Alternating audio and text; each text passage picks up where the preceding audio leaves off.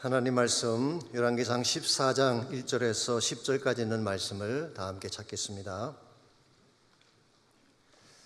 열왕기상 14장 1절에서 10절까지 우리 한 절씩 교독합니다. 그때 여로보암의 아들 아비야가 병든지라 하나님께 이르되 청하건대 일어나 변장하여 사람들이 그대가 여로보암의 아내임을 알지 못하게 하고 실로로 가라. 거기 선지자 아이야가 있나니 그는 이전에 내가 이 백성의 왕이 될 것을 내게 말한 사람이니라. 그대의 손에 떡 10개와 과자와 꿀 한 병을 가지고 그에게로 가라. 그가 그대에게 이 아이가 어떻게 될지를 알게 하리라. 여로보암의 아내가 그대로 아이를 일어나 실로로 가서 아이야의 집에 이르니 아이야는 나이가 많아 눈이 어두워 보지 못하더라. 여호와께서 아이야에게 이르시되 여로보암의 아내가 자기 아들이 병들었으므로 내게 물으러 오나니 너는 이러이러하게 대답하라. 그가 들어올 때에 다른 사람인 채 함이니라. 그가 문으로 들어올 때에 아이야가 그 말소리를 듣고 말하되 여로보암의 아내여 들어오라. 내가 어찌하여 다른 사람인 채 하느냐. 내가 명령을 받아 흉한 일을 내게 전하리니 가서 여로보암에게 말하라. 이스라엘의 하나님 여호와의 말씀이 내가 너를 백성 중에 들어 내 백성 이스라엘의 주권자가 되게 하고 나라를 다윗의 집에서 찢어내어 내게 주었거늘 너는 내 종 다윗이 내 명령을 지켜 전심으로 나를 따르며 나 보기에 정직한 일만 행하였음과 같지 아니하고 이전 사람들보다도 더 악을 행하고 가서 너를 위하여 다른 신을 만들며 우상을 부어 만들어 나를 노엽게 하고 나를 내 등 뒤에 버려도다. 그러므로 내가 여로보암의 집에 재앙을 내려 여로보암에게 속한 사내는 이스라엘 가운데 매인자나 노인자나 다 끊어버리되 그름더미를 썰어버림 같이 여로보암의 집을 말같게 썰어버릴지라. 아멘. 문제가 발생했을 때 끝으로 나타난 것만 다루어서는 진정한 해결을 볼 수가 없습니다. 그 문제 밑에 내재되어 있는 근본 원인을 다루어야지 온전한 해결이 주어지는 것입니다. 이것은 개인적인 차원에서도 마찬가지고 국가적인 차원의 문제도 마찬가지입니다. 지금은 세상을 떠났습니다마는 옛날 구소련의 정치 지도자 중에 미하일 고르바초프라고 하는 사람이 있었습니다. 머리에 세계 지도가 그려져 있는 사람이죠. 사실 똑똑하고 온건하며 냉전을 종전시킨 훌륭한 인물입니다마는 러시아 사람들에게는 인기가 없는 사람이었습니다. 얼마 전 러시아에서 성공적인 지도자를 묻는 여론조사를 했는데요, 고르바초프가 2%의 지지를 받았다고 합니다. 역사상 최저치죠. 이번에 1985년도에 소련 공산당 서기장에 취임을 했는데 그때 그의 나이가 54세였습니다. 막상 최고 통치자의 자리에 올라가 보니 당시 소련이 당면한 문제들이 심각했습니다. 경제적으로는 너무 열악했고 정치적으로도 한참 뒤떨어진 그런 상황을 보게 됐습니다. 그래서 취한 조치가 국민들의 술 버릇을 고치는 것입니다. 아시겠지만 러시아 사람들이 가장 좋아하는 것이 술이잖아요. 그것도 그냥 술이 아니라 독주를 마십니다. 주정 40도가 아니면 술이 아니라고 할 정도로 독한 술을 마시는 사람들이 러시아 사람들인데 이걸 고쳐보겠다고 술 판매량과 판매 시간을 정부 차원에서 컨트롤했습니다. 그랬더니 난리가 났습니다. 빵이나 고기보다 술을 더 즐기는 사람인데 술을 통제했으니 그 반발이 얼마나 심했겠습니까? 한 번은 이런 일이 있었다고 합니다. 술을 사기 위해 긴 행렬 끝에 서서 기다리는 사람이 참다 못해 고함을 지르며 달려나갔습니다. 고르바초프를 죽이겠다는 것입니다. 그러나 뒤에 다시 그 사람이 돌아와서 줄을 서는 것입니다. 왜 마음이 변했냐 물었더니 고르바초프를 죽이겠다고 늘어선 저쪽 줄이 이쪽보다 훨씬 더 길어서 돌아왔노라고. 여러분, 술을 통제하고 시간을 통제한다고 해서 한 국가가 가지고 있는 근본 문제가 해결되겠습니까? 보다 더 근원적인 해결책이 주어지지 아니하면 암담한 현실은 반복될 수밖에 없는 것입니다. 우리 인생도 마찬가지입니다. 눈에 보이는 것, 겉으로 드러난 몇 가지 문제를 다룬다고 해서 어두운 인생의 현실이 밝게 바뀌는 것은 아닙니다. 인간이 가진 근본 문제를 다뤄야 하는 것입니다. 자, 그렇다면 우리 인생이 가진 근본 문제가 무엇일까요? 성경은 그것을 죄와 사망의 문제라고 소개하고 있습니다. 우리가 인생에서 겪는 모든 문제들은 다 여기에서 시작이 된 것입니다. 두려움과 질병과 투쟁과 탐심과 목마름과 절망, 이 모든 것이 죄와 사망에서 오는 것입니다. 그러므로 이 근본적인 문제에 대한 해법을 찾지 못하면 아무리 많은 것을 소유하고 아무리 많은 노력을 해도 참된 기쁨과 행복을 누릴 수가 없습니다. 우리 마음에 있는 근본적인 죄라고 하는 문제가 우리 심령을 계속 헌팅하며 따라오고 있기 때문에 그런 것입니다. 저는 그 좋은 예가 세라 윈체스터라고 하는 여자분의 케이스가 아닌가 생각합니다. 이분의 자신 남편이 윌리엄 윈체스터라고 아실지 모르지만 남북전쟁 당시에 연소로 발사되는 장총을 만들어서 떼돈을 벌었던 사람이죠. 그래서 영화에서 존 웨인이 들고 다니는 총이 바로 윈체스터 장총입니다. 엄청난 돈을 벌었던 윌리엄 윈체스터가 죽은 후에 유산으로 2천만 달러를 남겨두었어요. 요즘도 큰 돈이지만 그 당시 1800년대 말이라면 이거 어마어마한 숫자의 돈입니다. 그리고 회사에서 매일 1,000불씩 돈이 들어왔습니다. 그래서 맥스 루카도가 쓴 책에 보게 되면 이렇게 글을 표현했어요. Sarah was rich, well-known and powerful. 세라는 부자이고 유명하며 능력이 많다. Her name and money would open any door in America. 그가 가지고 있는 돈과 명성이면 미국의 어떤 일도 못할 일이 없다.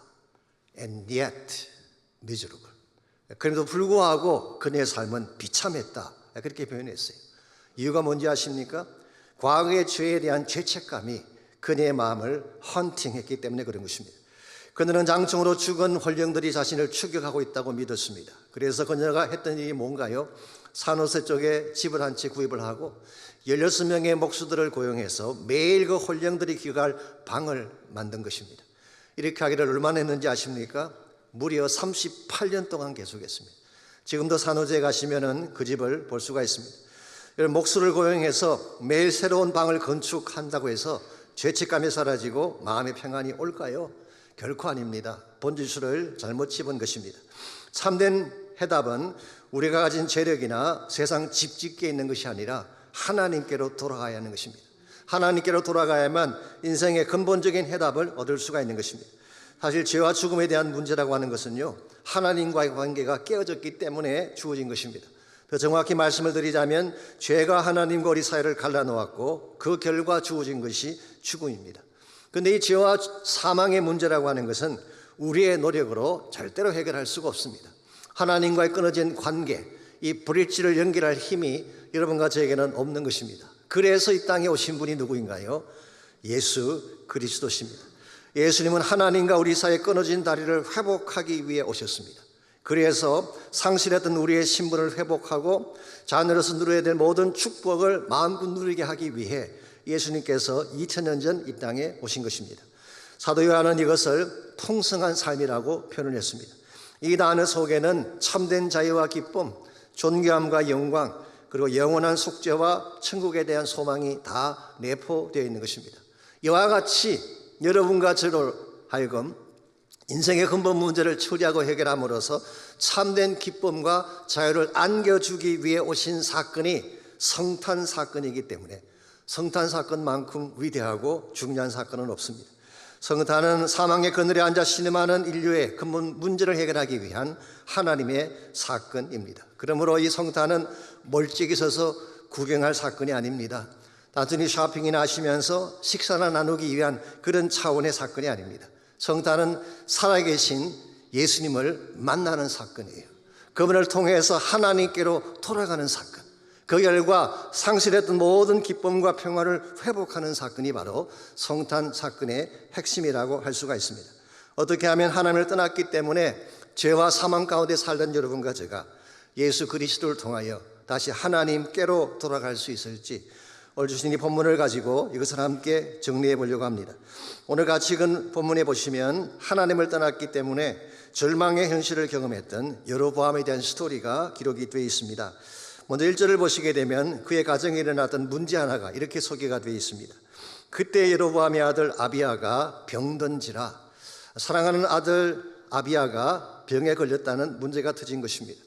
여러분, 아들이 아프다고 하는 것 혹은 가족 중에 누가 병에 걸렸다고 하는 것은 어느 가정에서나 일어날 수 있는 것입니다. 그런데 오늘 본문의 여로보암의 케이스는 좀 달랐습니다. 그냥 아들이 병에 걸렸다 그러지 않고 그때에라고 하는 시간을 나타내는 단어를 덧붙였어요. 그것은 이 아들의 병이 어떤 특정한 사건의 시점과 맞물려 있다는 것을 시사하는 것이죠. 그 특정한 시점, 무엇이 일어난 시점을 이야기하는 것일까요?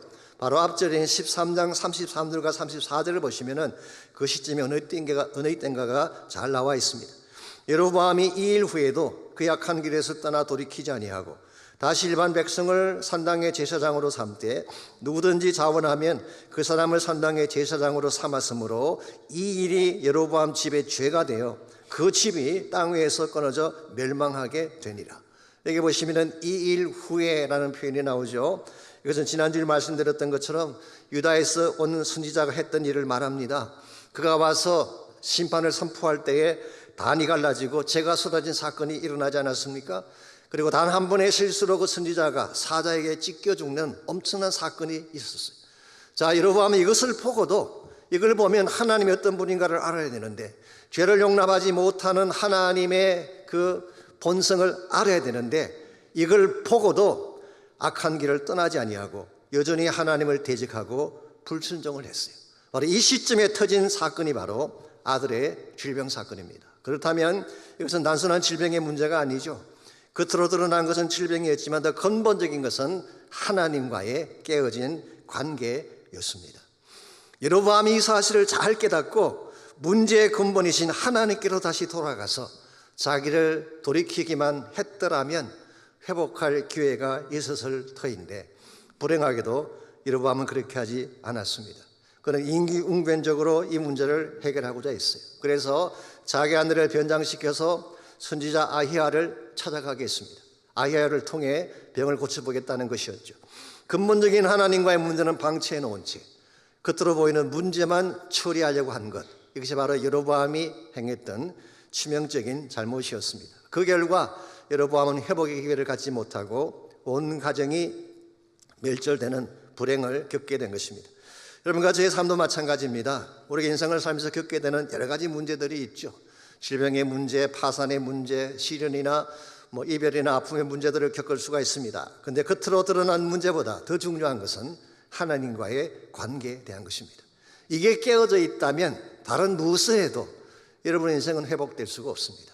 아무리 많은 노력을 경주해도 참된 기쁨과 평화는 여러분에게 주어지지 않는 것입니다. 그러므로 정말 여러분의 문제의 근원을 처리하기를 원한다면, 죄와 사망이라는 근본적인 문제를 처리하기를 원한다면 반드시 예수 그리스도를 통해 하나님께로 돌아가야 하는 것입니다. 성단의 주님을 통해 우리가 하나님께로 돌아가려면 과연 무엇이 필요할까요?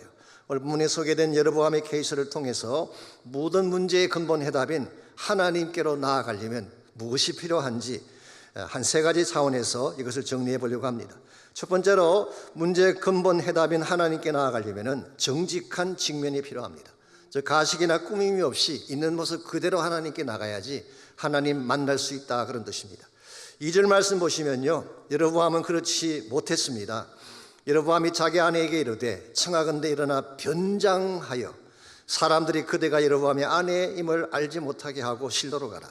거기 선지자 아히야가 있나니 그는 이전에 내가 이 백성의 왕이 될 것을 내게 말한 사람이니라.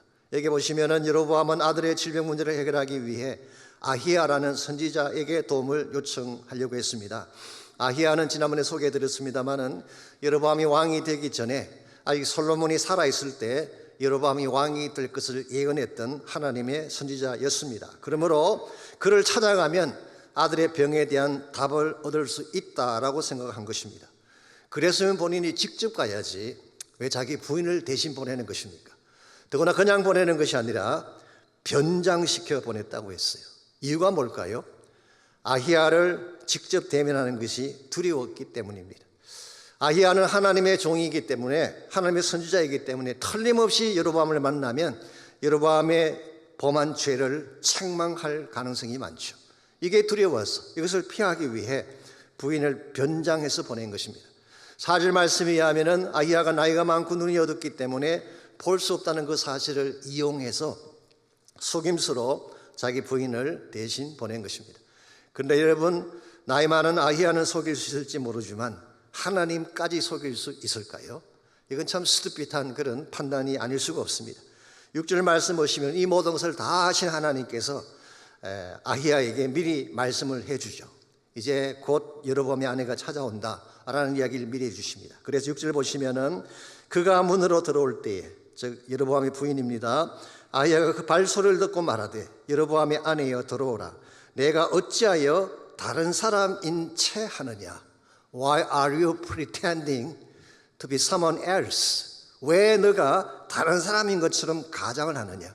즉 자신의 실체를 감추기 위해 다른 사람처럼 행동하는 그 모습을 지적한 것이죠. 나의 모습이 아닌 다른 사람을 가장해서 하는 이 행동을 우리는 가식이다, 위선이다 그렇게 표현하는 것입니다. 위선이라는 영어가 히포크라시라는 영어입니다. 원래 이 단어가 헬라 말에서 온 거예요. 히포크리시스라는 헬라 말에서 온 것인데 원래 그 단어는 헬라의 그 연극 배우들이 쓰던 가면을 뜻하는 단어였습니다. 배우들이 가면을 쓰고 액팅을 하면요, 사람들은 그 가면이 그 사람인 줄 알지만 실제는 아니죠. 가면 밑에 진짜 자신의 얼굴이 숨겨져 있는 것입니다. 이와 같이 겉모양은 그렇다게 꾸몄지만 실상은 다른 모습을 갖고 있는, 이것을 우리는 위선이다, 변장이다 그렇게 말하는 것입니다. 여러분, 일반적으로 마음에 주어지는 대다수의 질병은 이 가면 때문이에요. 자신에게 정직하지 못하기 때문에 감추려고 하고 숨기려고 하다 보니까 심령이 상하는 거예요. 이게 더 심화되어지면 뼈가 상하게 되는 그런 고통이 주어지게 됩니다. 이건 저의 말이 아니라 다윗이 고백했던 말입니다. 시편 31편 3절에 보게 되면 내가 입을 열지 아니할 때에 종일 신음함으로 내 뼈가 쉬하였습니다. 자백해야 될 죄를 자백하지 않고 자신의 실상을 드러내지 아니하고 마음속으로 감추려고만 할 경우에 종일 신음함으로 뼈가 상하였다고 고백을 했습니다. 그러므로 마음에 있는 것들을 정직하게 토해낼 때 회복이 시작되고 치유가 시작되는 것인데 이걸 감추려고 하면 문제는 더 깊어지게 되는 것입니다. 더구나 사람들은 이와 같이 가면을 써서 속일지 모르지만 하나님께도 그것이 통할까요? 통하지 않습니다. 하나님 우리 마음의 깊은 것까지 다 보신 하나님인데 어떻게 하나님을 속일 수가 있겠어요? 그러므로 정말 하나님을 바로 아는 사람이라면 있는 모습 그대로 하나님께 나아가서 용서를 구하는 것입니다. 힘들지만 부끄럽긴 하지만 고통스럽긴 하지만 정직한 영으로 하나님께 나가서 하나님의 용서를 구하게 되면 그때 하나님이 치유해 주시고 회복해 주시는 거예요. 하나님은 정직한 영에게 은혜를 베푸십니다.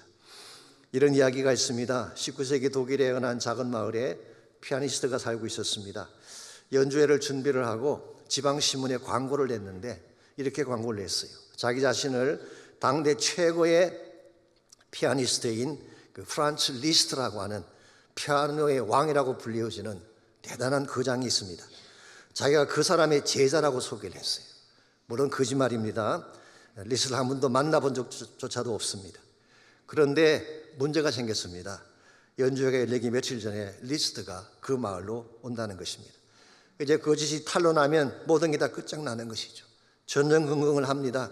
후회를 해도 소용이 없습니다. 고심하던 그가 리스트가 마을에 왔을 때 리스트를 찾아갔습니다. 그리고 무릎을 꿇고 잘못을 빌었어요.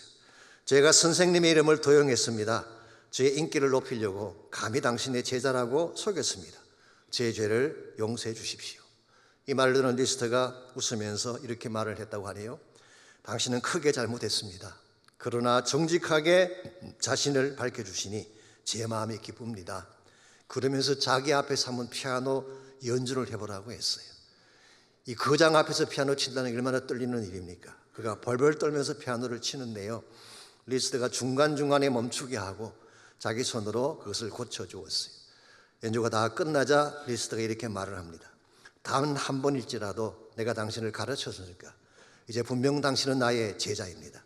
이제는 리스트의 제자답게 마음껏 연주회를 가지십시오. 여러분, 이것이 긍휼이고 이것이 은혜입니다. 여러분, 거장의 손이 한 번만 터치하면 가짜가 진짜로 바뀔 수 있는 것입니다. 솔직히 여러분 가져가 다 가짜였지 않습니까? 속이고 감추고 나의 진실을 외면했던 가짜였습니다. 그러한 우리일지라도 온 우주의 거장이신 주님이 한 번만 터치해 주시면 변화가 일어납니다. 새 삶을 살 수 있게 되는 것이죠. 이것을 은혜라고 부르는 것입니다.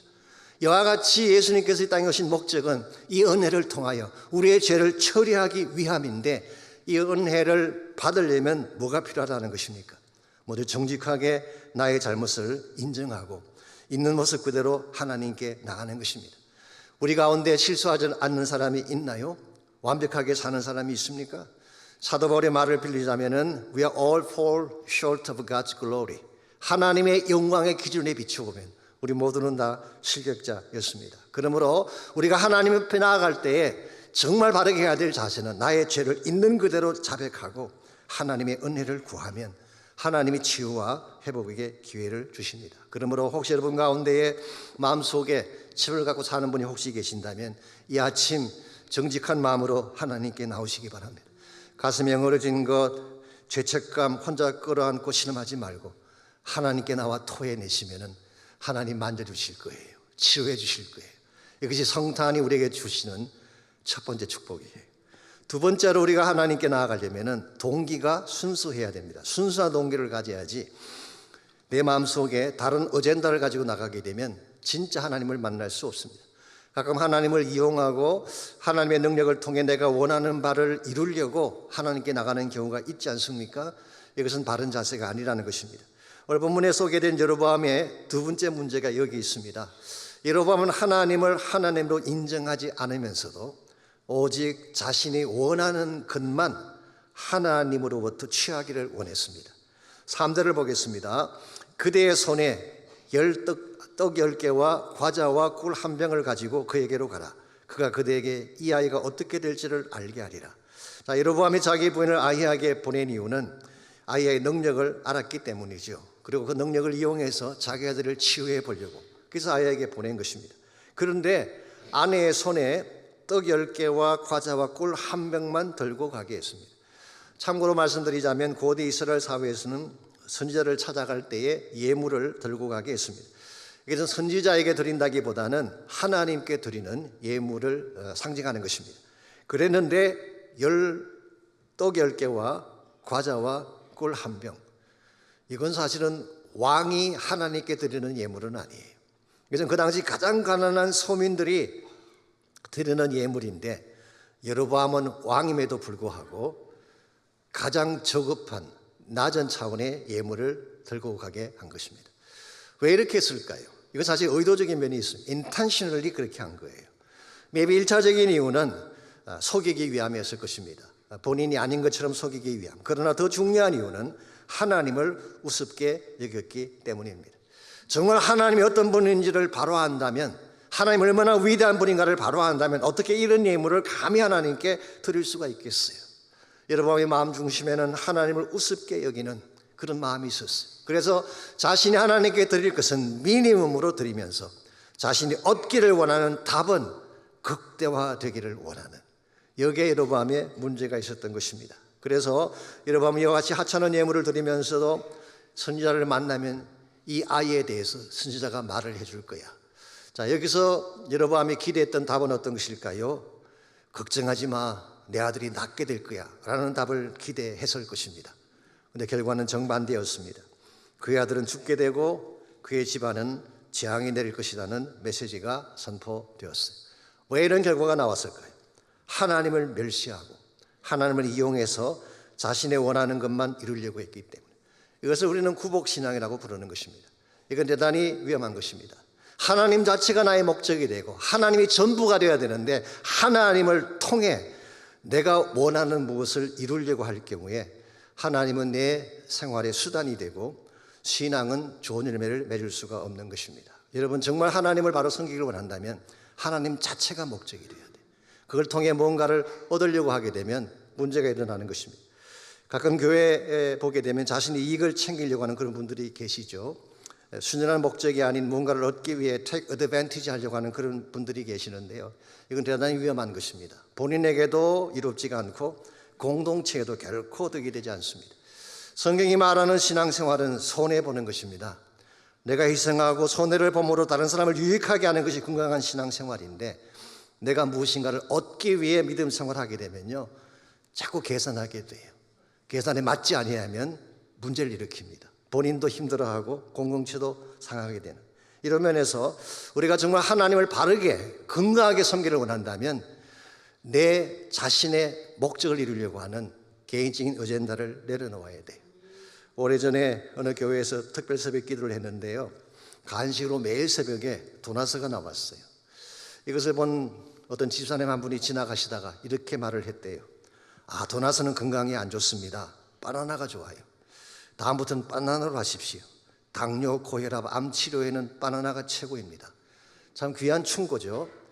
그런데 알고 봤더니 그 말씀하신 집사님이 바나나 가게 주인이었다면 그러면 그 충고는 순전한 충고가 될 수가 없습니다. 다분히 계산이 담겨 있는 충고이죠. 여기에 항상 문제가 있는 거예요. 하나님을 믿으려면 하나님만 믿어야 되는데 나의 무엇인가를 얻으려고 하다 보니까 항상 문제가 되는 것입니다. 성탄도 마찬가지입니다. 우리가 성탄을 맞이할 때마다 우리가 받게 될 축복을 관심을 많이 갖지만 물론 그것도 필요하긴 합니다. 더 중요한 것은 내가 하나님께 드리는 거예요. 동방여선 박사들을 생각해 보십시오. 그분들은 멀리 페르사 지방에서 온 사실은 별을 연구하는 연구가들이었죠. 머가이라고 하는 사람들이었습니다. 그들은 이방인이었어요.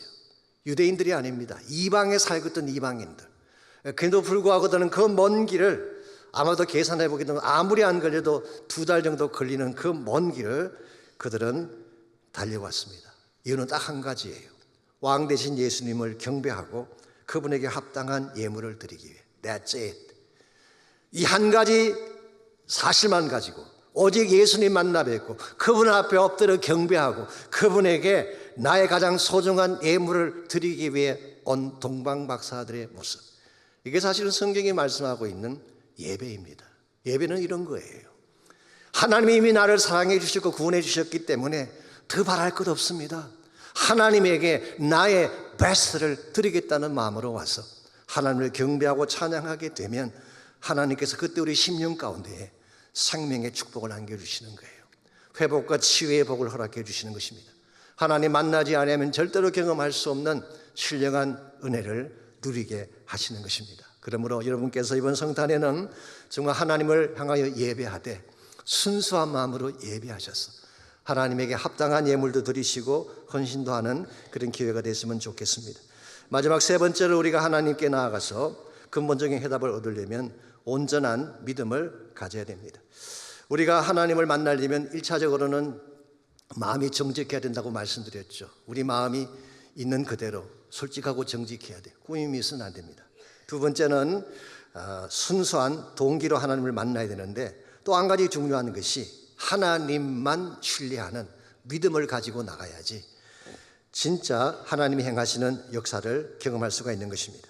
오늘 본문 말씀 보게 되면 여로보암에게는 이 믿음이 결여되어 있었습니다. 사실 여로보암이 여기까지 오게 된 근본 원인은 하나님 때문이었잖아요. 7절에 보시게 되면 내가 너를 이스라엘의 주권자가 되게 했다. 그를 왕으로 세우신 분이 하나님이셨습니다. 내가 8절에 보면은 10지파를 찢어서 너에게 주었다. 그래서 그가 소유한 모든 특권과 모든 축복의 근원은 하나님 자신이었습니다. 그랬는데 9절을 보십시오. 내 이전 사람들보다도 더 악을 행하고 가서 너를 위하여 다른 신을 만들어 우상을 부어 만들어 나를 노엽게 하고 나를 내 등 뒤에 버렸도다. 내가 너를 세우고 너가 누리는 모든 축복을 다 주었는데 너는 지금까지 역대 어떤 왕이나 지도자보다 더 악을 행하고 궁극적으로 나 하나님을 등 뒤로 던져버렸다. 이 말은 차버렸다는 뜻이 덤핑했다. 그렇게 번역할 수 있는 본문입니다. 여러분 감히 어떻게 하나님을 이렇게 냉대할 수가 있어요? 어떻게 하나님을 등 뒤로 차버릴 수가 있겠습니까? 이와 같이 여로보암이 하나님을 무시하고 하나님을 등 뒤로 던져버린 결과 10절입니다. 그러므로 내가 여로보암의 집에 재앙을 내려 여로보암에게 속한 산에는 이스라엘 가운데 매인자나 노인자나 다 끊어버리되 그름더미를 썰어버림같이 여로보암의 집을 말갛게 썰어버릴지라. 여기서 하나님은 그를 버리되 그의 가문을 그름더미처럼 썰어버리겠다. 원래 원문에 보면은 똥처럼 그렇게 되어 있어요. 정말 쓰레기같이 그를 다 버릴 것을 말씀한 것입니다. 실제로 성경을 보면요, 병들었던 그의 아들 아비야는 죽습니다. 그리고 그의 다른 아들인 나답이 왕이 되긴 합니다마는 2년 만에 바사라는 사람이 난을 일으켜서 그를 죽이고 새로운 왕조를 세우게 됩니다. 뉴 다이내시티가 세워지게 됐어요. 그리고 여로보암의 집안 사람은 한 명도 남김없이 다 썰어버리는 이런 불행이 닥쳐오게 됐습니다. 결국 여로보암의 왕조는 단 2대 만에 끝장이 나고 만 것입니다. 여러분 기억하십시오. 키는 하나님입니다. 그분을 불신하느냐 믿느냐가 모든 것을 다 결정하는 거예요. 아무리 유능한 사람이라도 하나님을 등지면 인생의 모든 것은 무너지게 돼 있습니다. 그러나 반대로 부족하고 연약한 사람일지라도 하나님을 전적으로 신뢰하고 그분만 믿으면 앞길이 열리게 되는 것입니다. 오늘 본문에서 한 가지 특이할 사실이 있습니다. 여로보암에 대한 책망을 말씀하시면서 그 기준을 다윗을 삼았다는 특이한 사실이 오늘 본문에 나와 있어요. 8절을 다시 한번 볼까요? 나라를 다윗의 집에서 쫓아내어 내게 주었거늘 너는 내 종 다윗이 내 명령을 지켜 전심으로 나를 따르며 나보기에 정직한 일만 행하였음과 같지 아니하고, 여로보암의 잘못을 지적하면서 그 기준을 다윗을 삼고 있는 것을 볼 수가 있죠. 여러분 아시는 대로 다윗은 완벽한 사람이 아니었습니다. 많은 실수했어요. 허물이 많았어요. 약점이 많은 사람이 다윗이었습니다. 이와 같이 허물도 있고 실수도 하고 약점을 가진 다윗임에도 불구하고 다윗 인생에 한 가지 특징할 만한 사실이 있어요. 그게 뭘까요? 오늘 8절에 기록되어 있는데 전심으로라는 단어예요. With all his heart. 그의 온 전심을 다해요. Wholeheartedly. The Message Bible을 봤더니 이렇게 번역이 되어 있어요. Undivided heart. 나누어지지 아니한, 깨어지지 아니한 오직 하나님 한 분에게만 집중한 마음. 이걸 성경은 온전한 믿음이라고 하는 것입니다. 하나님은 다윗이 가지고 있는 다른 것을 본 게 아니에요. 오직 하나님 한 분만 사랑하고 그분에게 undivided attention을 주는 이 다윗을 하나님은 기뻐하셨고, 그래서 다윗의 가문을 지켜주시고 다윗을 통해 위대한 사역을 이루게 하신 것입니다. 여러분 그저의 삶의 축복을 결정하는 팩트도 동일합니다. 우리의 능력이 아닙니다. 우리의 재능이나 브릴리언트한 두뇌가 아니라, 혹은 퍼펙트한 환경도 아니라 어떤 믿음을 가지고 하나님께 나가느냐가 우리의 성공과 실패를 결정하는 것입니다. 사실 우리의 어텐션을 빼앗아가는 수많은 일들이 우리 주변에 일어나고 있어요. 정치적인 문제도 있고 경제적인 문제도 있고 사람들에 대한 문제도 있고, 혹은 여러분 환경적인 어려움의 문제도 우리의 어텐션을 빼앗아가려고 하지만, 여러분 절대로 다른 것에 집중하지 말고 undivided attention, 하나님께만 집중하고 그분에게 전심을 다쏟아 믿음으로 나가시면 반드시 하나님이 모든 문제를 처리해 주시고 새 축복의 날을 허락해 주십니다. 오래전에 한국에 어떤 목사님 한 분이 건축을 시작하셨는데요, 너무 크게 시작을 하셨어요.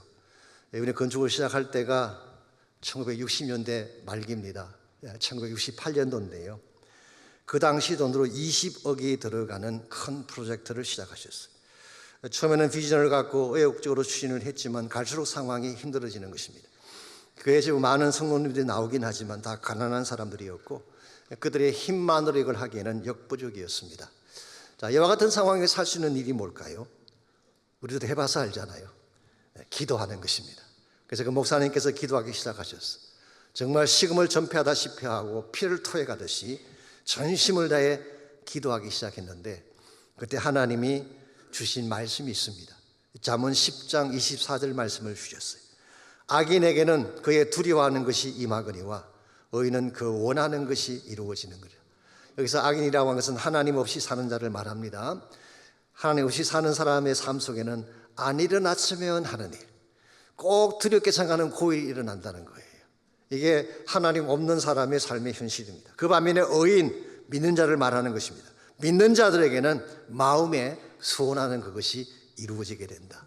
아하, 믿음으로 바로 서기만 하면 원하는 것을 하나님이 이루어 주시는구나, 그 확신이 들었대요. 그리고 계속 기도를 하시는데 또 주신 말씀이 시편 37편 4절이었어요. 또 여호와를 기뻐하라, 그가 내 마음의 소원을 내게 이루어 주시리로다. 아하, 내가 하나님을 믿을 뿐만 아니라 여호와를 기뻐하면 내 마음의 소원이 이루어지는구나. 여호와를 기뻐한다는 말의 뜻은 찬양하며 예배한다는 뜻입니다. 그래서 하나님을 찬양하기 시작했어. 하나님의 성호를 높이며 찬양하기 시작하니까 믿음이 점점 더 견고해지고 확실해지는 것입니다. 그렇게 해서 계속 기도하는 중에 그 다음 말씀 시편 37편 5절과 6절을 주셨어요. 내 길을 여호와께 맡기라. 그를 의지하면 그가 이루시고 내 의를 빛같이 나타내시며 내 공의를 정오의 빛같이 하시리라. 내가 믿을 뿐만 아니라 찬양할 뿐만 아니라 여호와께 모든 걸 다 맡기게 되면 그분이 다 이루어 주시는구나.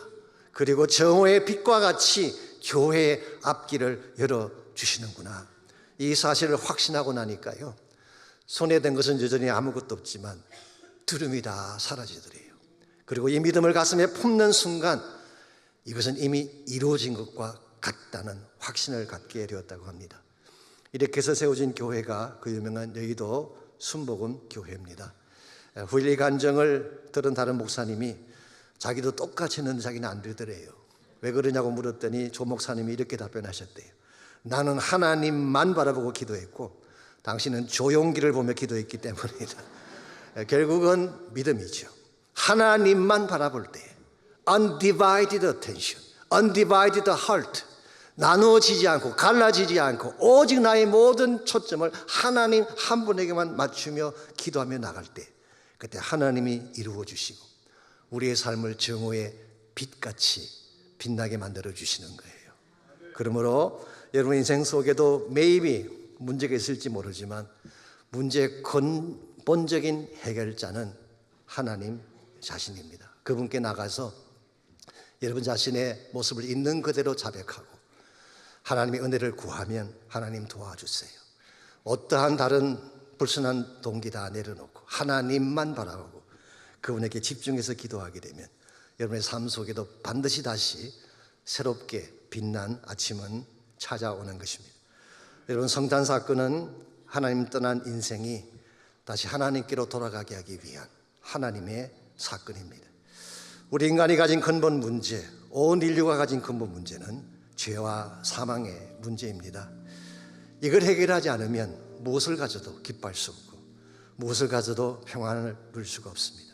그러므로 이 근본 문제를 정말 해결하기 원한다면 성탄의 주인이신 예수님께 나오셔야 됩니다. 그분을 만나야 죄의 사슬을 풀 수 있습니다. 그분을 만나야 죽음의 권세를 깨뜨리고 다시 살아날 수가 있습니다. 그분을 만나야 다시 하나님께로 돌아가 참된 평화와 기쁨을 누릴 수 있습니다. 그러므로 사랑하는 형제자매 여러분, 멀리 서서 그 성탄을 구경만 하지 마십시오. 성탄의 주인이신 예수님께 나오시기 바랍니다. 그리고 전심을 다해 그분을 경배하고 그분을 찬양하시기 바랍니다. 거룩한 주의 이름을 높여 부를 때에 그 이름 가운데에 하나님께서 여러분에게 주실 해답과 기쁨과 자유가 주어지는 것입니다. 이 시간 함께 기도하기를 원하는데요, 먼저 기도할 때에 여러분 심령 속에 있는 문제들을 다 내어놓고 주님의 은혜를 구하며 기도하시기 바랍니다. 마음속에 감추고 있는 문제, 나만이 알고 있는 아픔의 문제, 내 심령 깊은 곳에 있는 나의 진짜 문제를 이 시간 하나님 앞에 내어놓아야 됩니다. 그리고 하나님의 만지심과 도우심을 요청하십시오. 나를 만져주십시오. 주님의 보혈로 나를 깨끗게 하여 주십시오. 성령으로 나의 심령을 변화시켜 주십시오. 기도하시기 바랍니다. 또 혹시 여러분 가운데 여러분의 힘으로 해결할 수 없는 문제가 혹시 있다면 오직 한 분 하나님께 집중하며 undivided faith를 가지고 하나님께 기도하시기 바랍니다. 믿음으로 기도하면 하나님이 길도 여시고 새 축복의 날도 허락해 주실 것입니다. 우리 다 같이 함께 한 목소리로 헌신의 기도, 결단의 기도 드리겠습니다. 살아계신 하나님 감사합니다. 아무것도 할 수 없는 무능력하고 죄악 가운데 죽을 수밖에 없는 우리였는데 예수님 보내주셔서 다시 하나님과 연결되게 하시고 하나님을 통하여 새 생명 얻게 하시고 새로운 비전 받게 하시고 새 목적과 은혜를 누리게 하신 것을 감사합니다.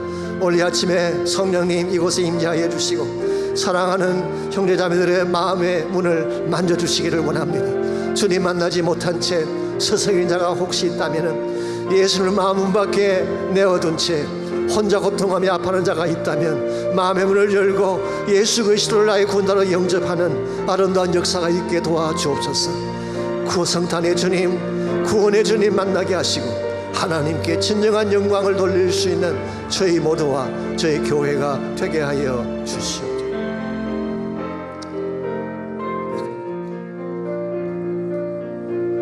거룩한 밤 별빛이 찬란한데 거룩하신 우리 주 나셨네. 오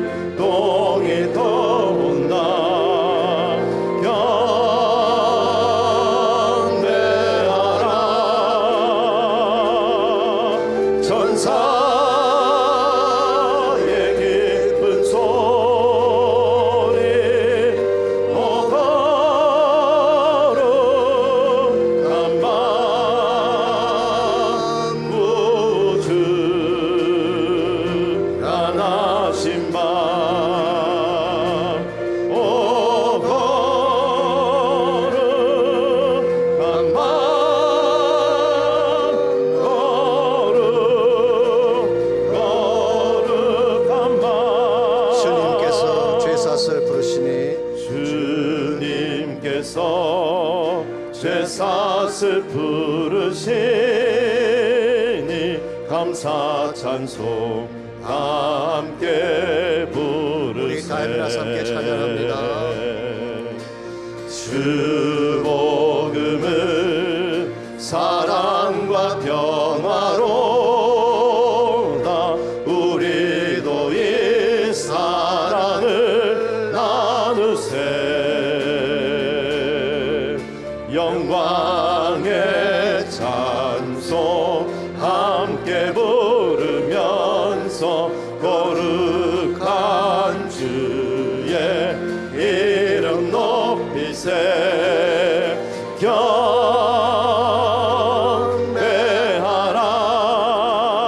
경배하라. 천사의 기쁜 소리 더 거룩한 바 구주가 나신 바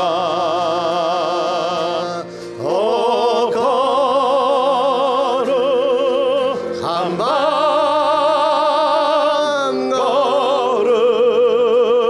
거룩한 바 경배하라. 경배하라.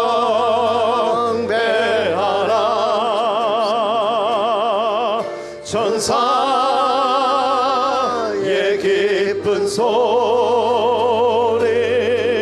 오 거룩한 밤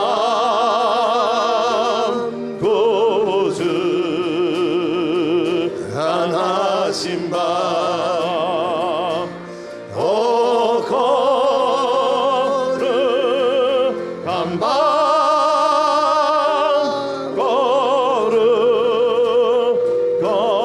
거룩한 밤. 하나님 감사합니다. 지금부터 2000년 전 사망의 그늘에 앉아 신음하는 우리를 구원하기 위해 독자 예수님 이 땅에 보내어주시고 그의 죽으심과 부활을 통하여 참 소망과 생명 얻게 하신 것 감사합니다. 이제는 죄 가운데 눌려 살지 않게 하시고 사망의 그늘에 얹혀 살지 않게 하시고 내 안에 살아계신 예수 그리스도와 함께 참된 빛과 소망을 향해 달려갈 수 있는 저희 모두가 되게 하여 주시옵소서. 이 소식 알지 못하는 땅끝의 수많은 영혼들, 저희들 모두가 기도하고 헌신하며 헌금하는 가운데 그 땅끝에도 예수의 복음이 전파되게 하시고 그들도 모두 구원받고 주 앞으로 돌아오는 역사가 반드시 일어나게 하여 주시옵소서. 이제는 우리 구주 예수 그리스도의 은혜와 하나님 아버지의 무한하신 사랑과 성령님의 충만한 임재하심이 예배를 마치고 돌아가는 성도 한 분 한 분에게 그들의 가정과 삶의 터전 위에 그들의 자녀와 자손들 위해 이제로부터 항상 함께 해 주시기를 살아계신 예수님의 이름으로 간절히 축원하옵나이다.